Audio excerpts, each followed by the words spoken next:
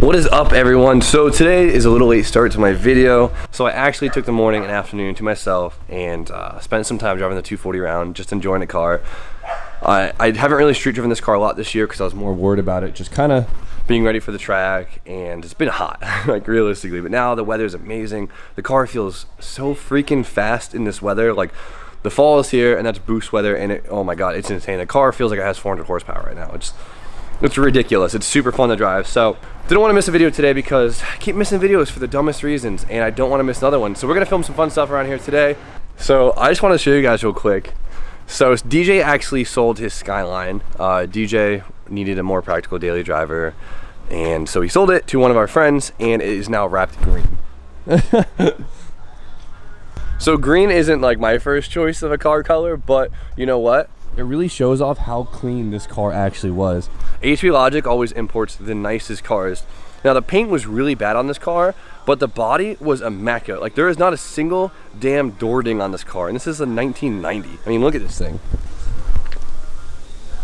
So Drew's actually working on it, fitting up the RPF ones, and I could finally get my damn Antilassies back. It's about time. I've missed these wheels. Oh, and then we got little Tucker over here. What's up, little bear?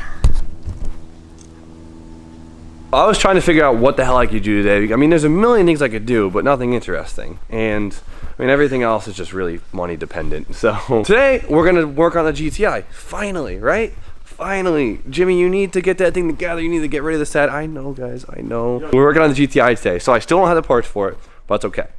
Today we can make a lot of progress, and we can take it apart as much as possible, I guess. I don't know. I'm really hoping to have an engine out by tonight, but I've never done it before, and I'm not feeling confident. I should probably make a point about saying what the hell's wrong with it. So if you guys haven't been keeping up with the GTI stuff, I got it because it was blown up. It's a 2010, has 105K on it. The thing's literally new. To me, it's brand new. It's a really nice car. I got an unreal price on it. I have very little money into it. And I bought it as a replacement for the Saturn as a new daily because it'd be a really nice car. Unfortunately, it skipped timing, it bent some valves, and it won't run. It's a very common issue with these cars, but it's repairable, and we could do it. It's gonna be hard, it's gonna be a lot of work, but it's gonna be worth it. So what we'll be doing is taking the engine out, pulling the head, getting new valves, getting the head machined, and doing all the timing stuff, get it all together, and hopefully it goes nice and smooth.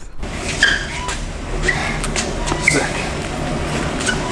How are we on the clearance on the SD? Okay. What? Oh, where'd you go for?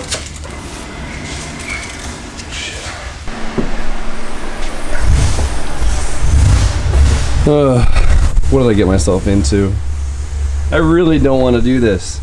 Why did I do this to myself, Don? Alright, so I've never worked on one of these in my life. The newest Volkswagen I ever worked on was like an 04.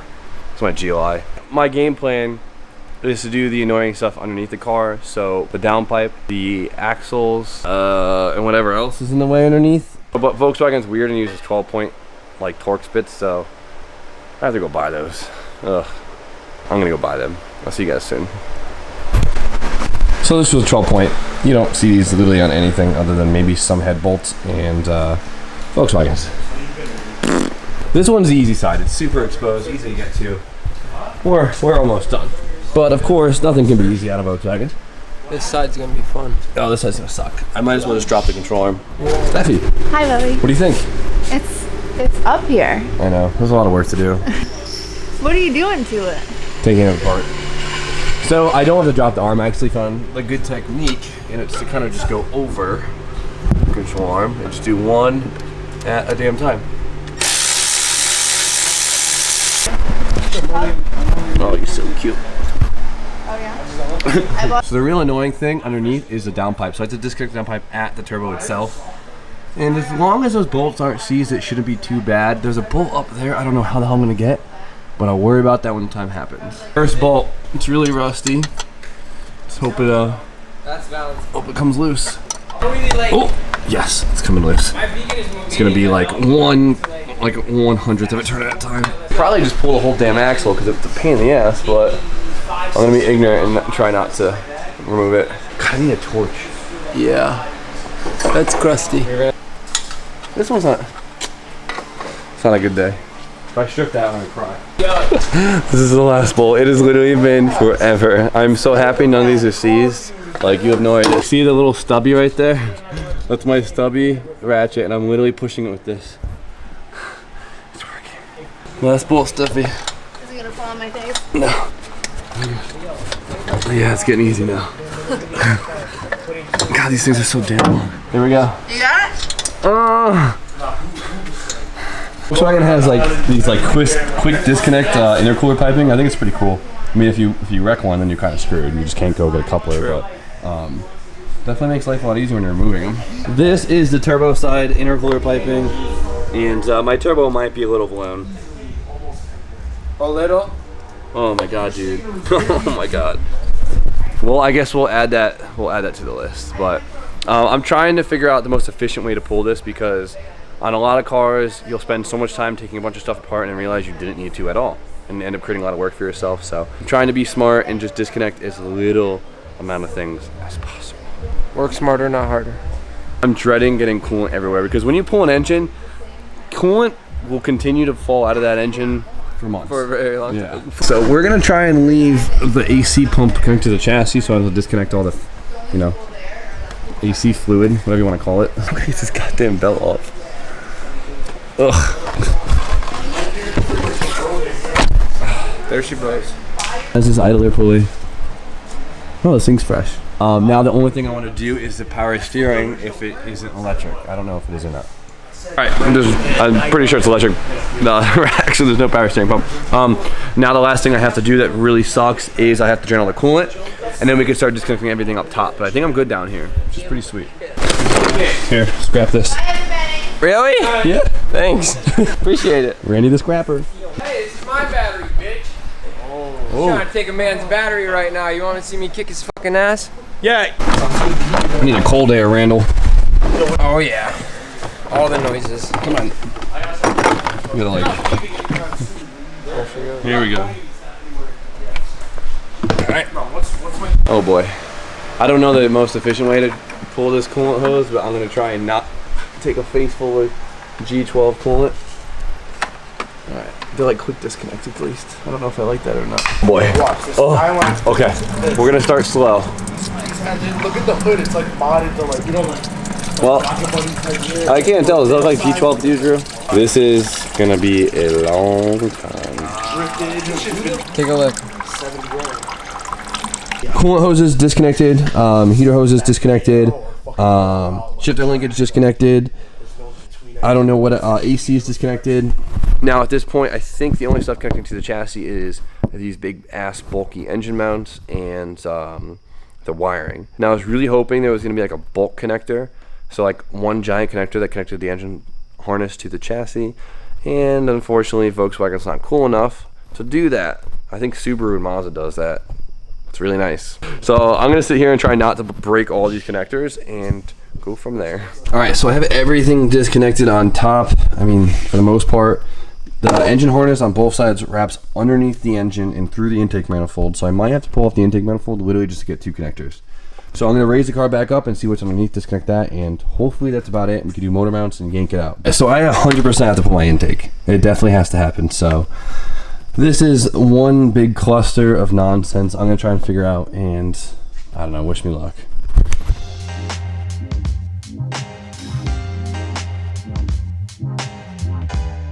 Jake, yank that intake. That was a pain in the ass. Alright, that was a bunch of connectors. Sick. More connectors? Of course. Oh. Alright, so this is something you should never forget. There's a stupid bushing right here that bolts to a bracket, and I kind of yanked on it before I realized it was there, and it binded on the bracket itself and would not come out. Look how small that throttle body is. How the hell? Just want to make sure all your injectors are good. I mean, they look cool to me. This motor is direct injected. If you don't know what that is, that means the fuel is injected directly into the cylinders versus into the intake manifold and then into the cylinders. So you can't. I hope you guys can see this, but look at the sludge on the valves. There's like chunks over here. Look at see them? That's crazy. Direct injection is just Not perfected yet. Oh, look how bent these are. They're all pointing straight down and they're all open right now. That should not be a thing. So, yep, intake valves just like I thought. Hopefully the exhaust valves are good and my life might actually not suck that bad. So another 30 minutes have gone by of disconnecting a bunch of random stuff we forgot about, but it's getting there. At this point, I think it's just basically hanging by the 2 engine mounts. When you could shake the whole engine. So at this point, we're trying to decide if we should go out the bottom. We're going up the top anyway, right? We're going up the top? I thought that's what you wanted. I thought we were going up the bottom. I don't give a fuck, whatever way. Well, okay, that's what I was getting to. We don't know if we're going off the top or the bottom yet. Bottom seems pretty good. We got a lot of room. I'm worried if we go up top, we have to actually loosen the whole front end, pull it out, remove the brake master cylinder, and do a lot of stuff. So, I don't know. So our game plan is to try and lower the engine down. If it doesn't get caught in anything that's nice and easy, we're just going to send it out the bottom. If that's not the case, we're going to try and pull out the front, the top, whatever, and go from there.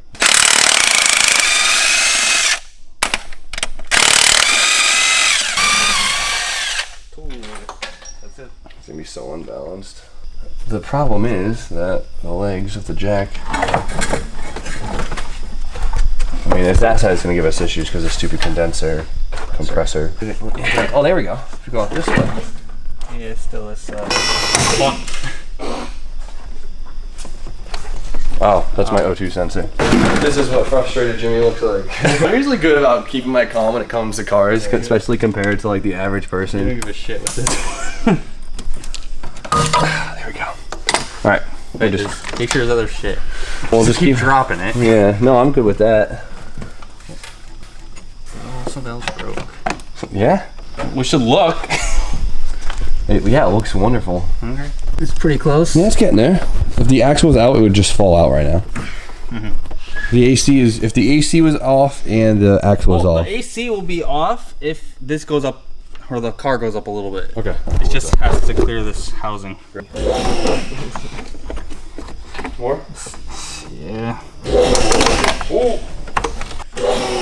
Stop there. Oh. This is not how you fucking take a Volkswagen motor. No, this is not how you do it at all. This is what you do when you're, it's 1 o'clock in the morning. Yeah, when you're Okay, I think it's like just resting on the... Alright, let's just take off this harness and just fucking send it. I'm so for that. Ready? Alright, we're fully cleared. Okay, Yeah, cool. let's take this off. There we go. Fucking There you go, Larry. go. Don't be scared. Hold it. Come on. Just gonna send it. On. Very good. Actually, you might. One of those torque triple curve ones. Alright, you're straight. Nice. Well, here it is, guys. Here's a big useless 2.0 motor with bent valves. Well, that is officially how you don't pull an engine on a 2010 GTI. It worked. We only bent a few things. It's not too bad. Wow, this was the worst motor I've ever pulled. I just want to let you guys know that. Put that in your books, 2010 GTI. I would probably never do this again. It sucks. For you Volkswagen techs out there, I give you props. It's out, so now the hard part starts. We got to pull the head, make sure the pistons are good, pull apart all 3 timing chains, do all that stuff, and go from there. Oh boy. GTI is all apart, no engine. Hopefully it's not like that for too long. Well, that officially ends the worst motor pull of my life. I don't know if that'd be so what makes it so annoying is if we'd have to take the engine harness off in the car, like if we could just kind of separate it from the chassis, it wouldn't have been that bad. We can leave a lot of stuff connected and we could just drop it, but it was a pain in the ass. I'm probably just being a bitch, but it's late. I'm going to bed, so you guys know the deal. Like, comment, subscribe, stay tuned for more content, and I will see you guys tomorrow. Peace.